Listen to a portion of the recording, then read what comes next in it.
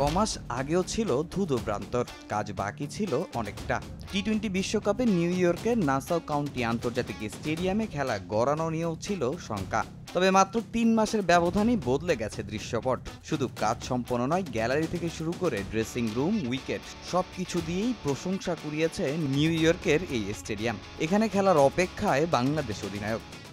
এটা অবিশ্বাস্য। আমি মনে করি এটা অসাধারণ। যখন আমি পুরো স্টেডিয়াম, উইকেট, এখানের পরিবেশ দেখেছি, সত্যি দারুণ লেগেছে। আমরা সবাই জানি এখানে বেসবল, বাস্কেটবল বেশি খেলা হয়, কিন্তু ক্রিকেটও এভাবে আয়োজন করা হবে এমনটা আশা করিনি। আমরা সবাই 3 মাস আগে ইন্টারনেটে দেখেছি, এখানে কিছুই ছিল না। এখন এটা দেখতে একটা আধুনিক স্টেডিয়ামের মতো। নগদে 500 টাকা বা তার বেশি পেমেন্টে পেতে পারেন ঢাকায় জমিসহ 20 কোটি টাকার পুরস্কার। নিউ ইয়র্কের এই স্টেডিয়ামে প্রস্তুতি ম্যাচে ভারতের মুখোমুখি হবে বাংলাদেশ, যেখানে দুদল প্রথমবারের মতো খেলবে ড্রপ ইন পিচ উইকেটে।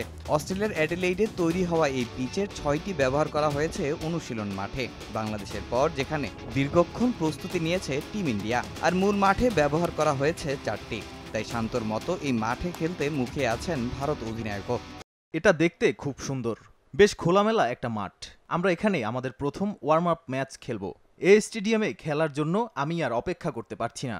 এটার ধারণ ক্ষমতা ভালো, আশা করি ভালোই হবে। আমরা আগে কন্ডিশনগুলোকে ভালোভাবে বোঝার চেষ্টা করছি, যেহেতু আমরা এখানে আগে আসিনি। নিউ ইয়র্কের দর্শকরাও এখানে খেলা দেখতে আগ্রহী হবে বলে আমি মনে করি, যেহেতু এখানে প্রথম বিশ্বকাপ হচ্ছে।